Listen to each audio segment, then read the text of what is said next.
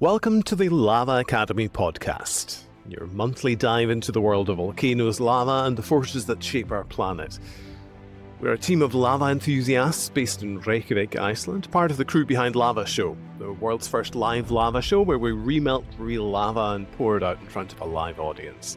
But this podcast is where we go deeper into the science, the stories, and the people behind the eruptions. Each month we'll bring you interviews with a range of guests, from leading geologists and volcanologists to locals who've witnessed eruptions up close, covering everything from the science of how volcanoes work and the tectonic forces shaping Iceland, to the ongoing activity on the Reykjanes Peninsula, historic eruptions, and the ways in which volcanic events impact people and communities. So whether you're a curious listener, a science enthusiast, or just someone who thinks that lava is cool, and it is, then this is the podcast for you.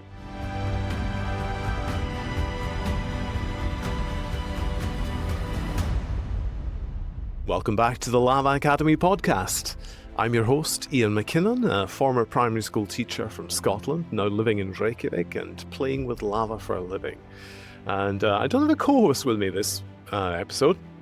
I'm doing things slightly differently, and that's because we've got a little bit more of a kind of intimate chat going on here. So I think we'll just go right to that right now.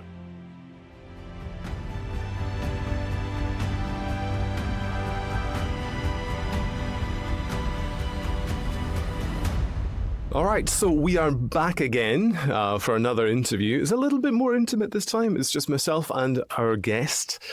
And our guest this time is the one and only Júlíus Ingi Jónsson, the founder of Lava Show and my boss. So I'm going to be on my best behavior today. So Júlíus, tell us a little bit about yourself, your background. Yes, hello, and thank you for inviting me to the podcast. I was born in Reykjavik, so I'm Icelandic. Yeah. Me as a kid, I really curious kid. Mm-hmm. Sounds familiar. Yeah, really curious kid, and maybe a little bit like I wanted to do what I found interesting. And I think that's a still big part of my personality. Yeah. You founded this whole Lava Show thing, but I think there's something I think we're going to be coming back to again and again in the course of this episode, and that is the importance of stories. Mm-hmm. I personally have always felt that stories are super important. I think stories basically make the world go round. And I think it's an important part of what we do here at Lava Show today. But I mean, stories play an important part in your own story. And no story probably more so than the story about your great-grandfather and that 1918 eruption of Katla. So why don't you tell us that story just now, just as a kind of precursor to everything else? Yeah, so my interest of volcanoes came while I was a child. My father, he was born in a farm. Mm-hmm. The area is called Eyjafjallajökull. It's in Vestur-Skaftafellssýslu, that's the county. And the farm is called Norðurhjáleiga. And it's situated on basically a little bit east of Vík. Mm-hmm. And I went to the farm during summers and worked there as a child. But it was child labor. It's a little bit like it. It was a hard work. Hey, listen, I grew up on a farm. I know exactly what this is like. You woke up 7 and you stopped working when it was 6. Too dark. Yeah. And you were constantly doing something. But I really liked that. It was really fun. But to drive to the farm, you have to drive the south coast from Reykjavik, and there's mountains and there's a lot of rough area, and then you have these black sand deserts. Yeah. And I always fascinated with this black sand desert. I was like Iceland has black deserts, but like Sahara Desert, all the other deserts are just yellow. And obviously, I asked my father, probably was an annoying child, why do we have these deserts? We are not this hot. Mm-hmm. It's not like the sun is just killing all the soil and nothing grows here. It's on the opposite. We're cold. Is it because of the cold? And he said, no, this is not because of the cold. This is all lava. This is all ash, the sand. I was like, okay, but where did it come from? And why is there no vegetation? And he told me then that there's a volcano underneath the glacier that explodes now and then these massive glacier floods come and they take out everything, all roads, all vegetation, all bridges, all houses. It wipes it out and leaves this black sand desert behind. First it's like muddy with icebergs all over the place, then they melt, and then the fine ash, it flies away, and the bigger sand grains are staying. And I thought it was incredibly fascinating. It made me also really a little bit afraid driving that road, because I was always looking at the volcano and I was like, is it going to go off? Hopefully it doesn't erupt right now. So it was like this, I got a real respect of Katla, the volcano, and he was referring to Katla. And then, obviously, I started asking, about the volcano, when did it erupt last time, and how often, and is it dangerous? How does it affect the farm site? And then he told me it affects the people a lot, and we are always conscious about the volcano, Katla, and he then told me a story of my great-grandfather. Last time when it erupted, it was in 1918. And my great-grandfather, Jón Gíslason, he was actually gathering their sheep up in the highlands, in the roots of Katla. Because Réttir. Yeah, it's Réttir, and here in Iceland, all our lamb or sheep is basically organic.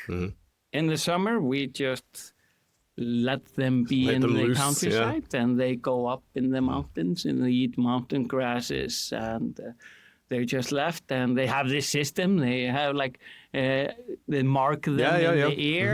We have that ourselves. All the farmers, they go with the sheep, and they go up into the mountains, and in the end of the year, they all go and collect them on horseback riding and walking with long sticks. This part of the story is very familiar to me because, again, I grew up in sheep farming country. Yeah.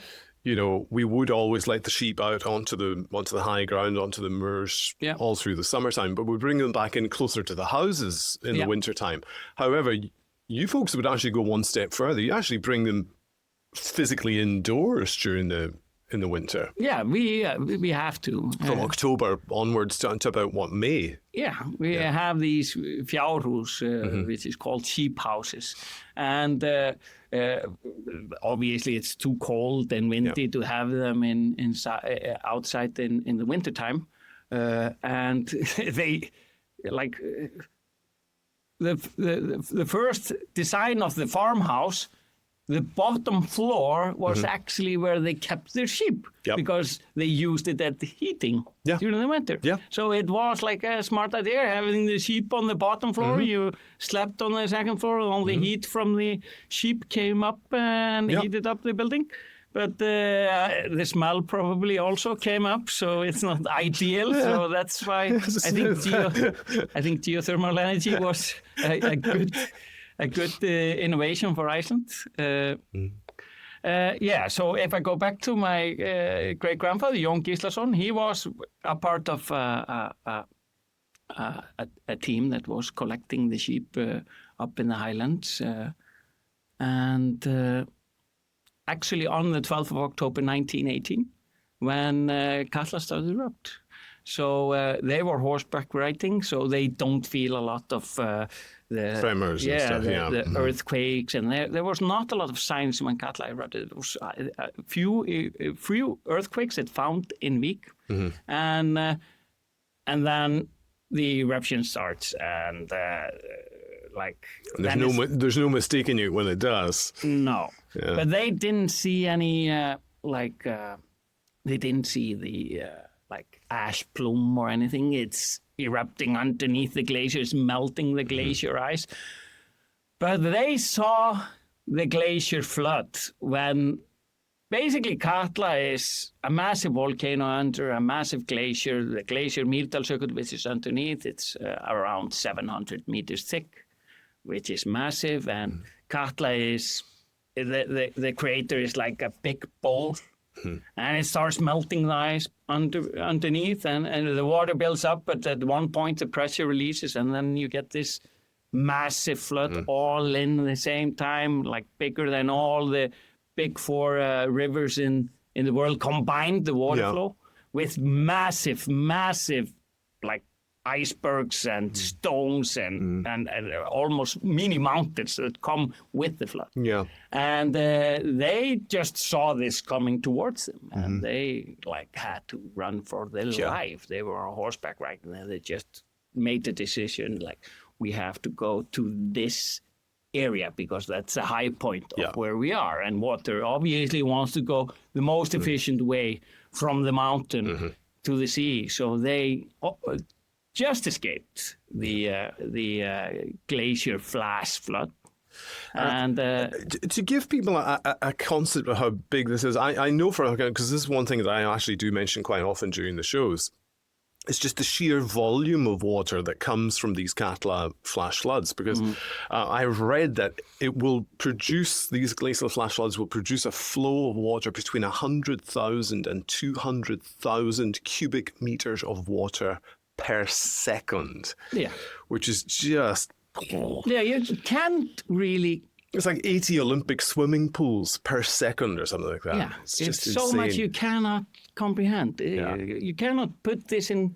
So this must have been an absolute wall of water just coming hurtling down towards them. The idea of that coming chasing behind you is just terrifying. Yeah, and imagine like this is a tsunami that comes from inland to the sea, not from the sea. Not the other way around. Yeah, it's a little bit different. And obviously in 1918, they didn't have any cell phones or they didn't have internet. So it's not like we have the government like monitoring everything and like giving out warnings and stuff like that. So they were like, they've heard obviously stories about Katla erupting. The last eruption of Katla was 17 something.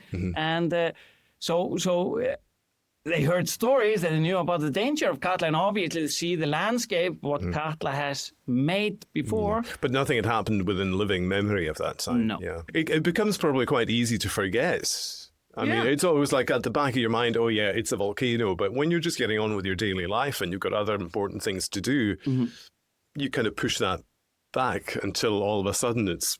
Yeah. You can imagine also the information they have is just folk stories and a few written down books. It's not like today you have the internet, like overflow of information. If you want to know something today, you can find it. Yeah, definitely. So I often imagine what is the thought process when he sees this. Yeah, it must have been terrifying.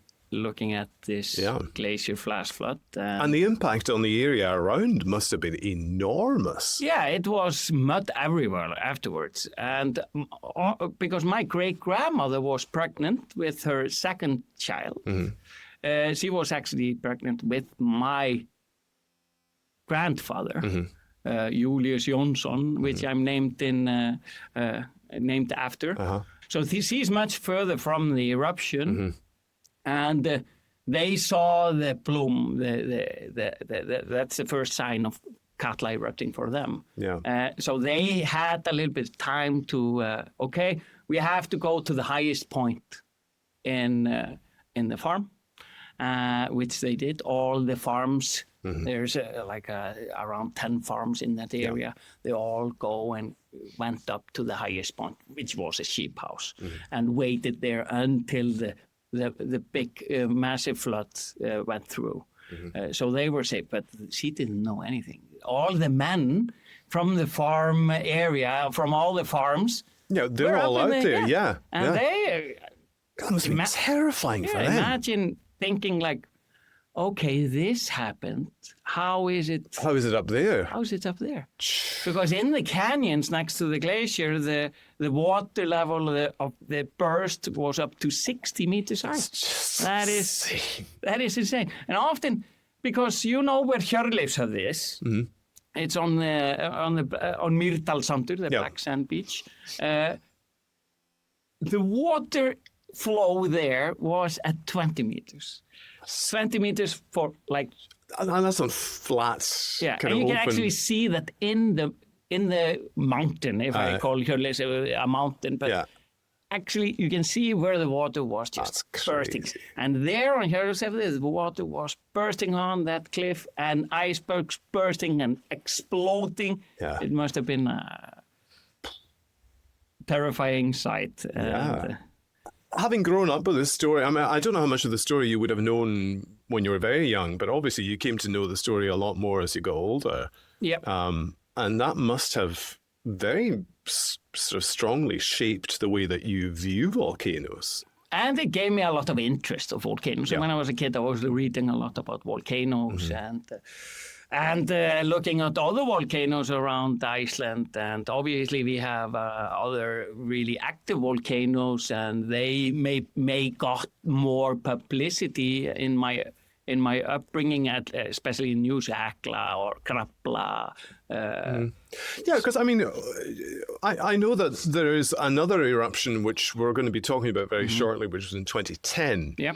But in that in-between times, I mean, there were quite a few eruptions in Iceland at that time. Do you remember any more of those personally? Did you actually see any of these? Yeah, I saw the Katla eruption. That was, 2000? Yeah, it was 2000.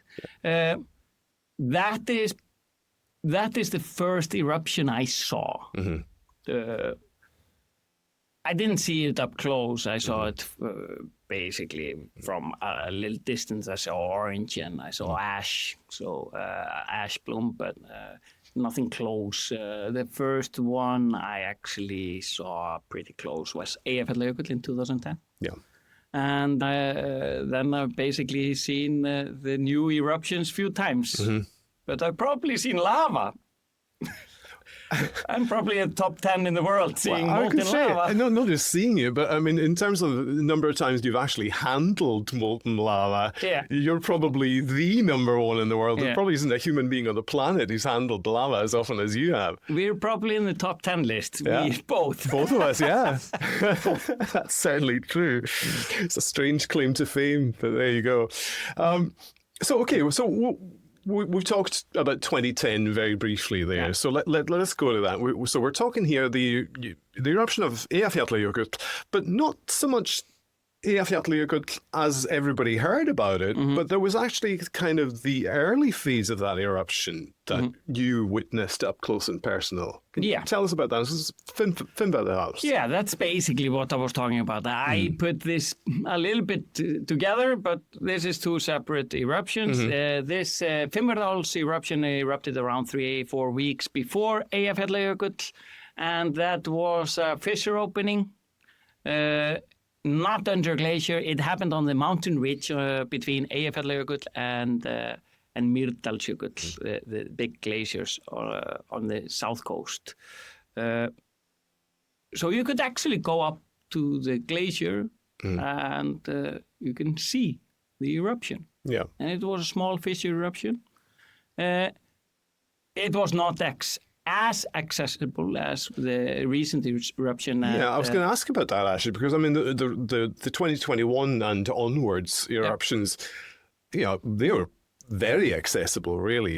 So I think most of the population of Iceland headed out there at some point or another. Fimmvörðuháls slightly less so. So what was the process of actually getting up there? Like, how did you actually have to? So I knew a guy who had a super jeep. And tourism was not big in Iceland back then. I think around 400,000 people came to Iceland annually. In 2010 annually. And it was growing up to, it was slowly growing up till 2010. So yeah, basically a super truck drive up on Mýrdalsjökull glacier and from there to the fissure. Okay. So. And when you get up there, like, what are you seeing in front of you? I see lava coming out from the ground, and I am absolutely mesmerized. How close could you actually get to it? You could get pretty close. People were like cooking food on the lava, and Hello, Iceland. yeah, and the TV show Top Gear came, and they made an episode of driving on lava. So it was a little bit. It was a little bit crazy, but it was fun. Mm-hmm. I often say, like, Iceland is a little bit crazy. When we have volcanic eruptions, it's usually traffic towards the eruption. Rather than away, yeah. Yes. And when we went there, the lava was actually starting to fall down the mountain. Mm-hmm. And we witnessed this lava fall, which was absolutely spectacular. And when it's starting to be dark, you can see the lava falling. Cascading down the side. It was absolutely crazy. The highest lava fall ever recorded. I was with my wife, like Lady Lava. Mm-hmm. And I just said to her, this is so amazing. Everybody should be able to experience this. Mm-hmm. And then my thoughts were like, wow, it would be amazing to have these eruptions all the time. Like, this would be this would draw so many people to that, yeah. It would be so good for Iceland. So I think few things happens. Iceland is not really expensive because of the financial crash. Mm-hmm.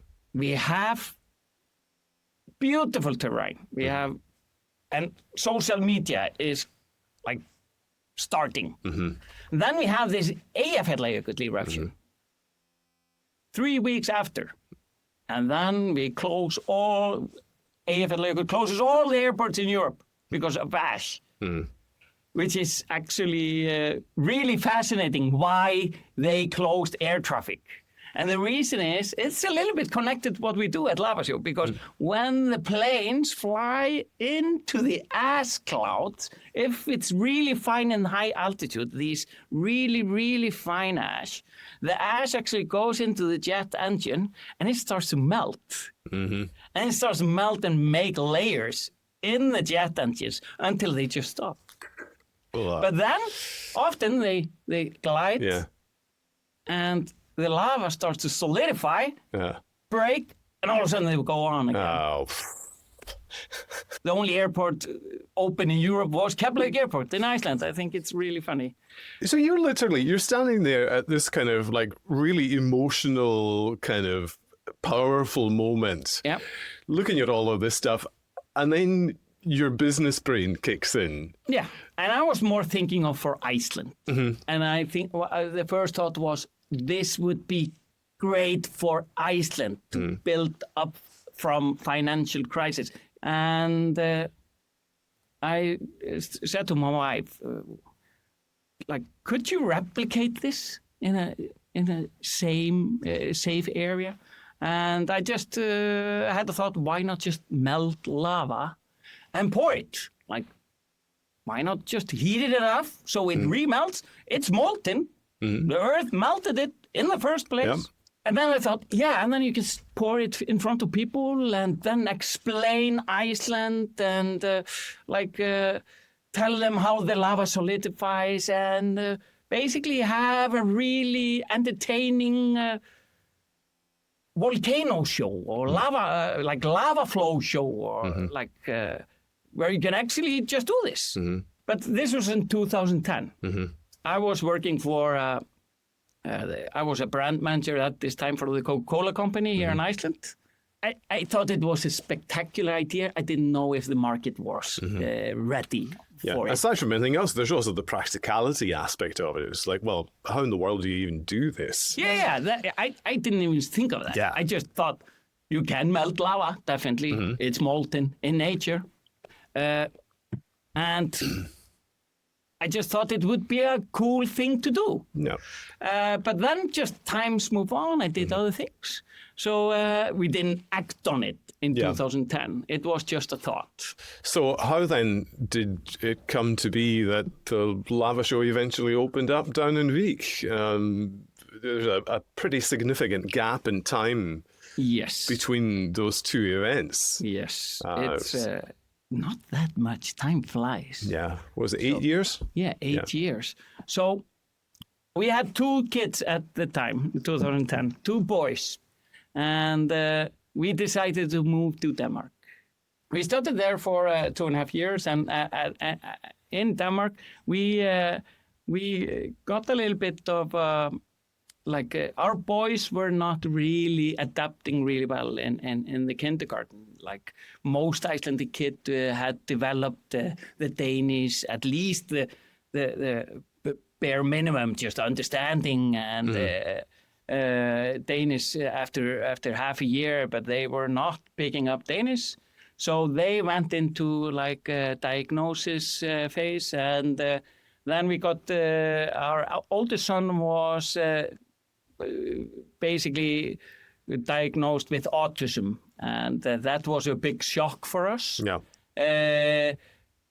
We associated the autism a little bit just like a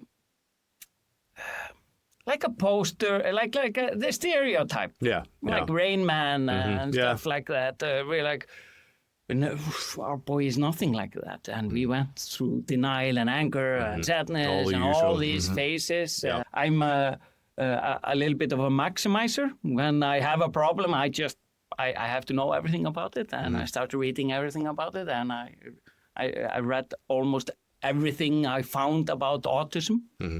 I said to Raka, if Jónakus has autism, then Victor Ingi has it too. I'm absolutely sure. And later, he also got diagnosed with autism. Yeah. And it's obviously really, really a shock. But then you come to that point that the diagnosis, like I often say this, when you get the diagnosis, you are, what do you call it, like mourning your perfect kid future. Yes. Because you see, he's going to do this, he's going to be really good in football, really popular, he's going to go to university and have a great job. You're like, that is all unclear. Yeah. And this was a problem I could not solve. I had to accept this. I could not fix this. Yeah. I had to live with this. And then I just got to the point that, why am I letting the diagnosis having effect on my boys? They haven't changed, and I love them exactly like they are. Now the project is more maximizing their potential in the future. Yep. And that is basically how I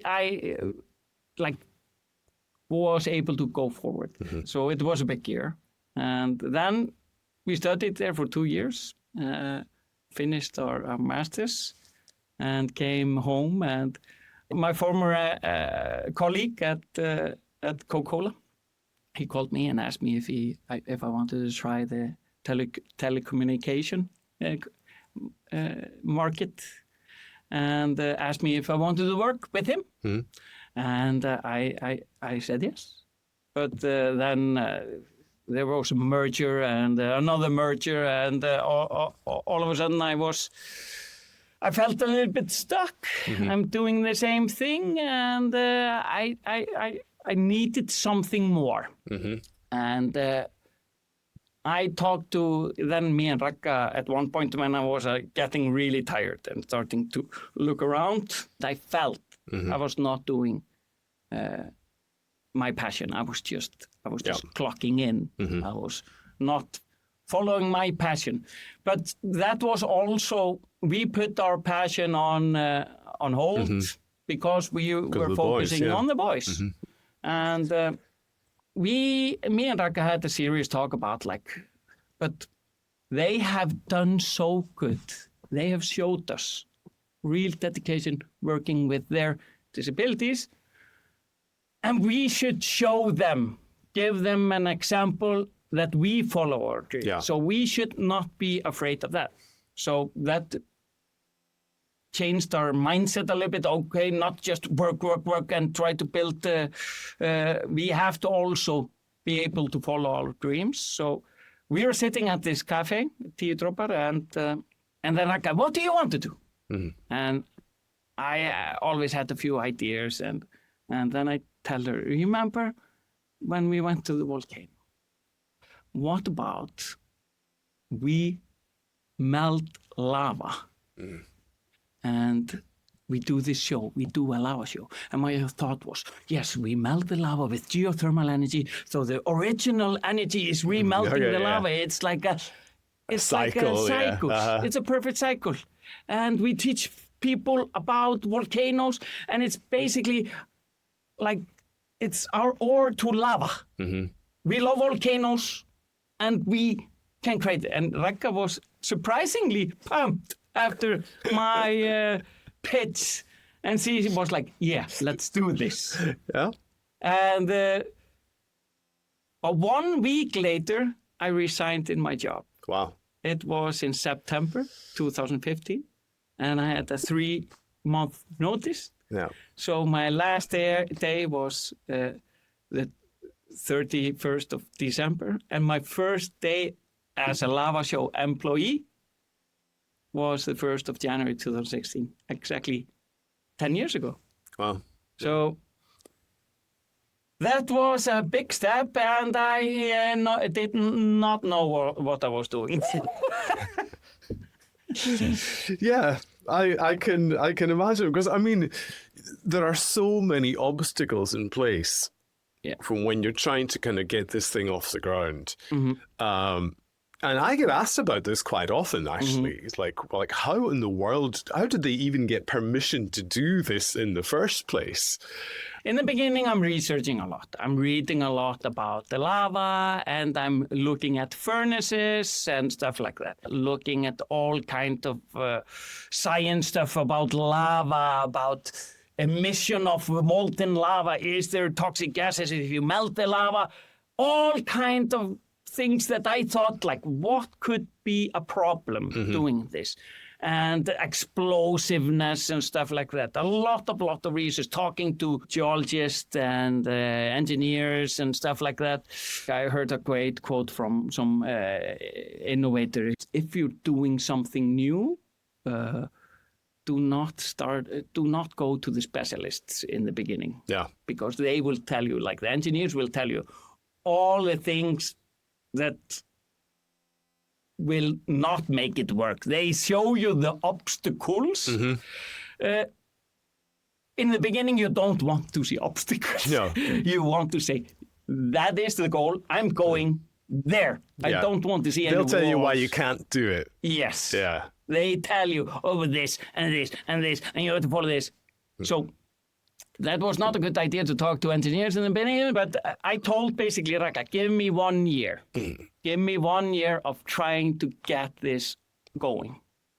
Then after a lot of research, I found Syracuse University. They had a project called the Lava Project or something. And there was a guy called Bob and Jeff Carson. They were doing some tests with lava, like researching lava and pouring lava over ice or water. And I thought it was pretty fascinating. And I just thought, I'm not really a specialist about melting the lava. But they are. Yeah, they are melting lava. So I just sent them an email. And we asked, could we come and see when you are doing the next experiment? And they said, yeah, we're melting lava on Monday. And we were like, can we come? And they said, sure. So we booked tickets to Syracuse. And we came there on Monday. And they looked at us and thought we were some crazy Icelanders. And accurate. Didn't know what was up. We showed them what we had in mind. And this was basically a show that should be educational. It should be the most entertaining geology lesson you can ever go to, with a cherry on top, which is molten lava. Yeah.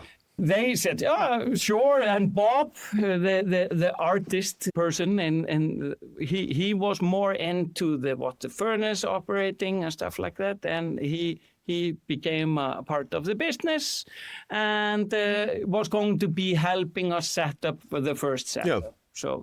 So that's how we met Bob.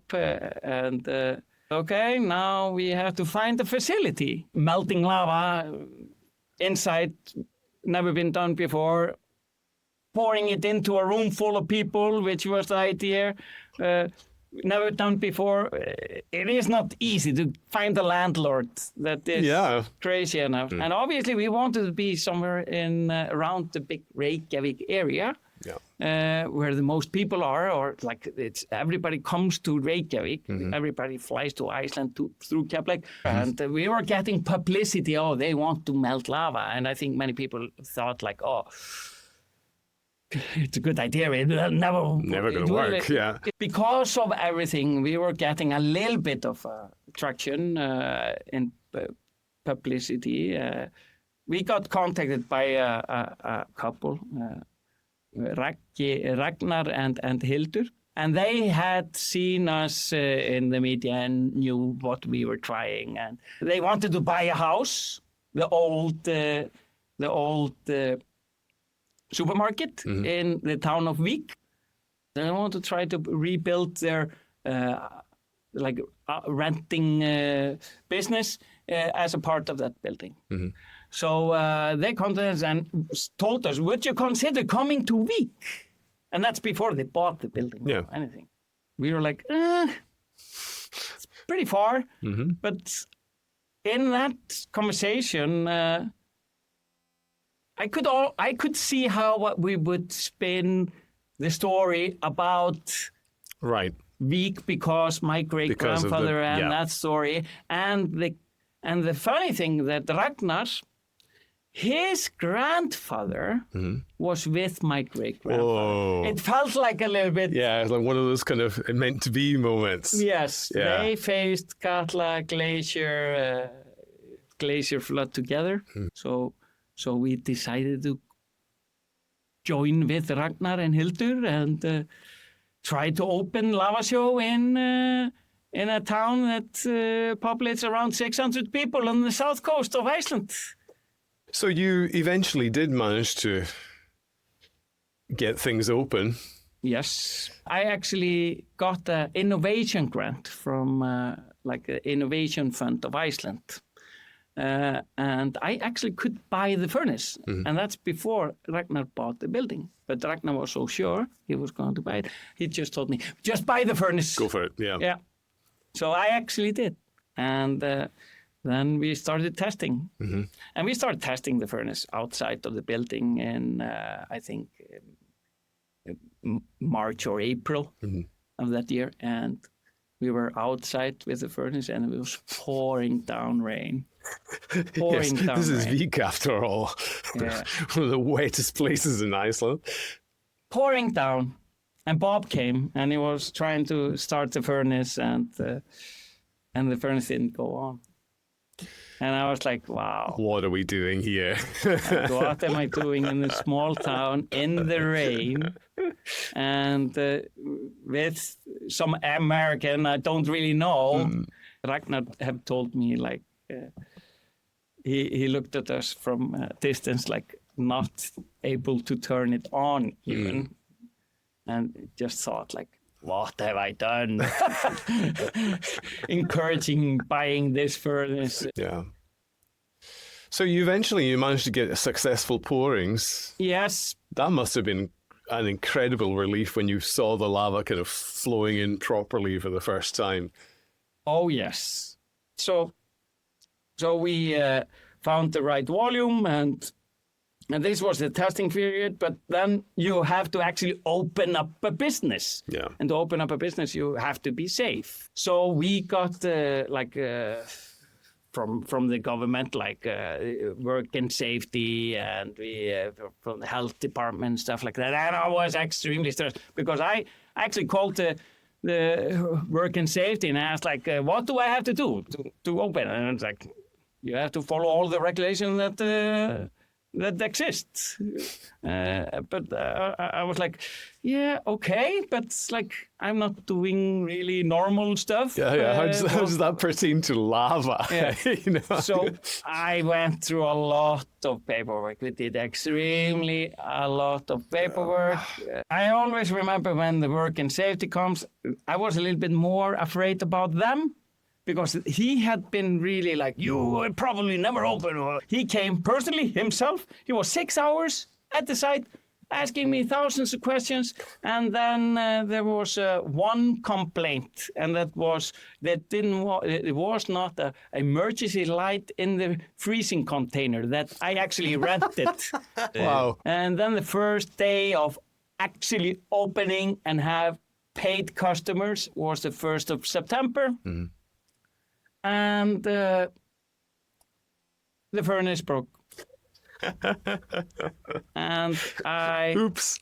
Then I thought, no, this cannot be happening. Like, how sustainable can this business be if the furnace breaks on the first day of operating? It was a lot of learning curve, and it was. Yeah.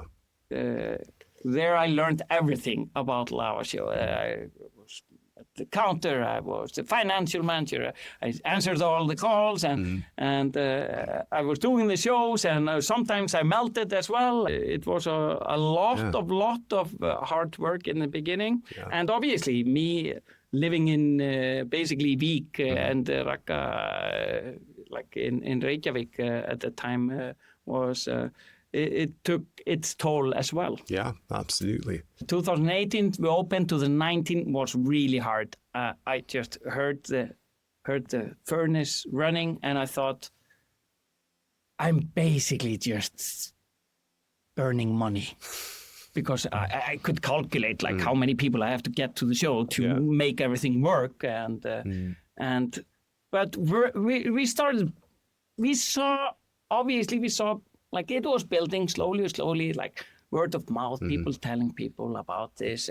But like when you're selling something new, like totally new, like if you had heard of Lava Show like 10 years ago, you would have think like, oh, it's probably some video. We were losing money, and we had to talk to a lot of suppliers, like, can you please wait a little bit, we can pay this at this time. And then in 2020, we see all our numbers, like booking numbers, are great for 2020.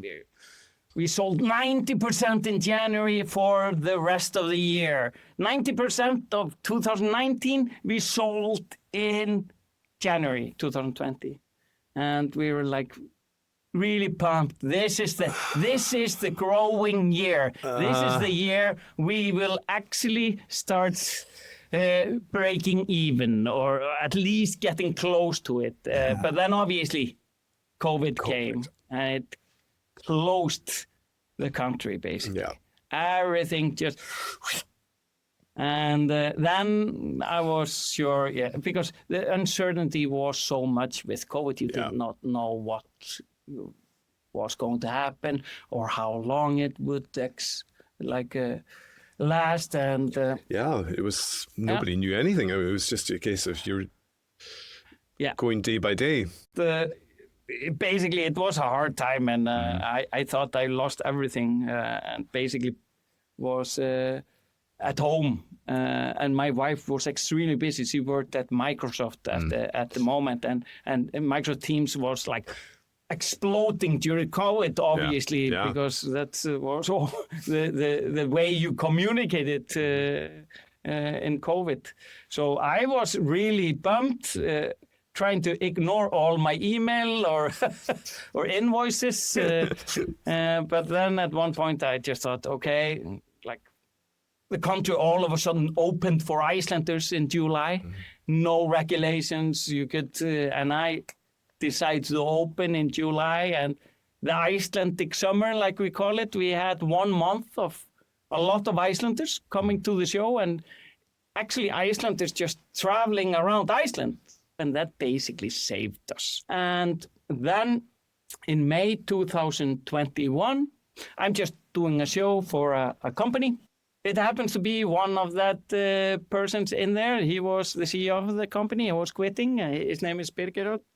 And he thought it was a really good show. And he called me a week later and said, I think this show is amazing. And I was just wondering, why is it in week? And I explained, and he said, I really want to take my friend to the show.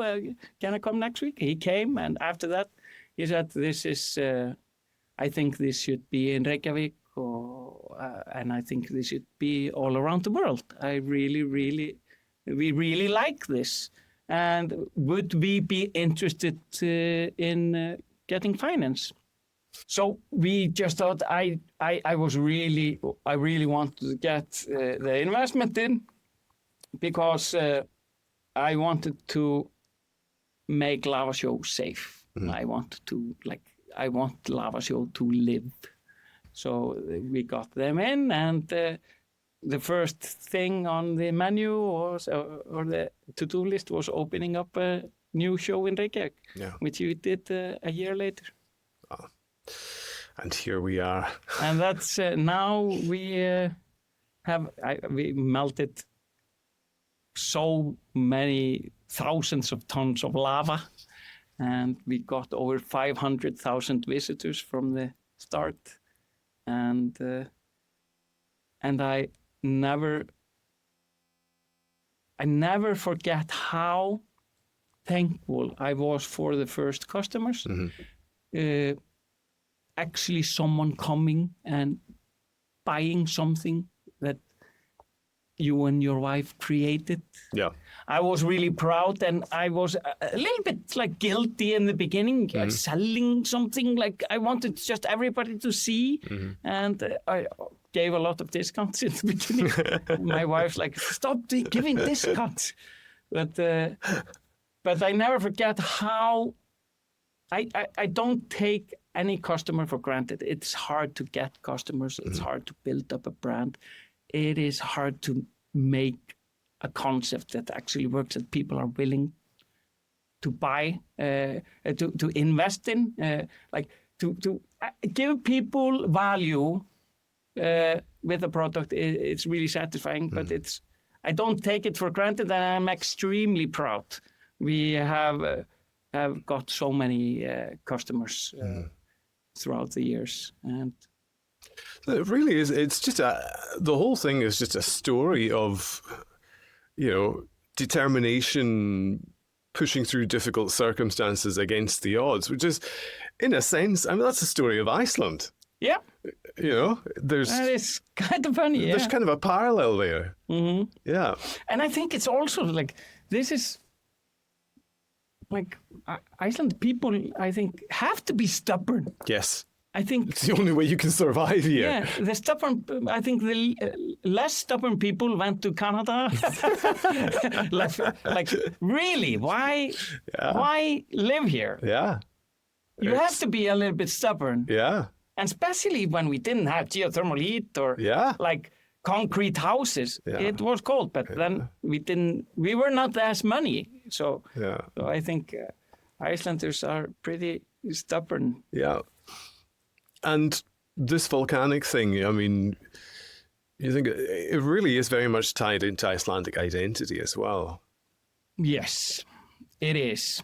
I think if you think about it, most Icelanders are somehow connected to the volcanic activity of Iceland every single day, because we have geothermal power plants and the water or the electricity. So we are basically powered by our volcanic power, volcanic forces underground. And I think that is extremely cool. And I'm really proud as an Icelander that people had the foresight it's, I think, 80 years ago to go in this infrastructure project, building geothermal plants and harvesting the energy. It made Iceland, the living standards just went to the roof. So I'm really proud of the people that made those decisions. Again, innovation moving forward. Another parallel. Yeah. Okay, so we have gone for a really long time here, so we are going to have to wrap this up. Yes. But let's just kind of draw it right back to the very beginning there when we're talking about eruptions, witnessing eruptions and all that stuff. Just on a personal note. Yeah. Of all the volcanoes around Iceland that could erupt, if you were to be able to choose which one you see erupt, what would you go for? I obviously want to see Katla erupt. Like you have like a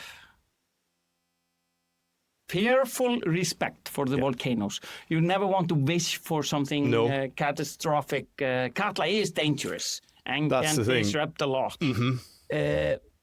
But obviously, I would be a little bit disappointed if I don't see it erupt in my lifetime. I'm not asking it for happen, but like if some event like Lakagigar or Elgjá, like a massive like fissure canyons open, like a zipper through Iceland open. These biggest eruption that Iceland produces,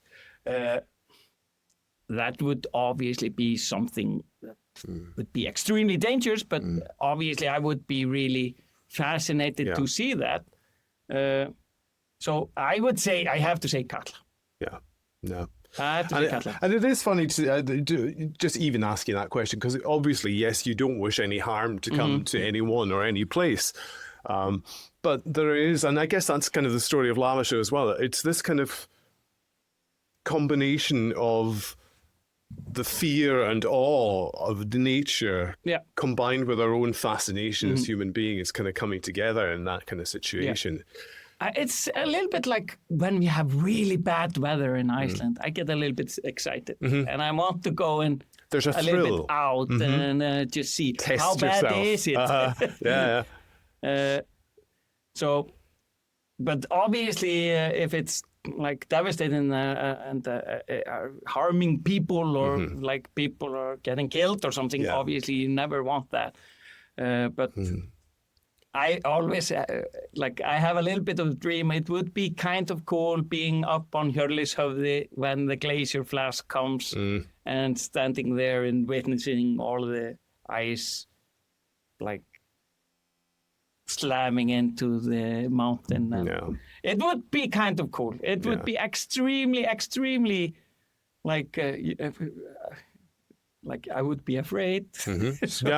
But it would be... How much I've been talking about Katla and thinking about Katla, I think, Katla is up there. Yeah. Well, Júlíus, thank you so much for giving us your time today. That was fascinating. We could probably have gone twice as long easily. Maybe we should have a part 2. Yeah, you never know. Maybe we should do. Yeah, the Reykjavik side of things much more than in the second one. But anyway, thank you so much for coming and joining us. That was fabulous stuff. Thank you, Ian. You did a great job. Well, keeping you talking, that's not difficult.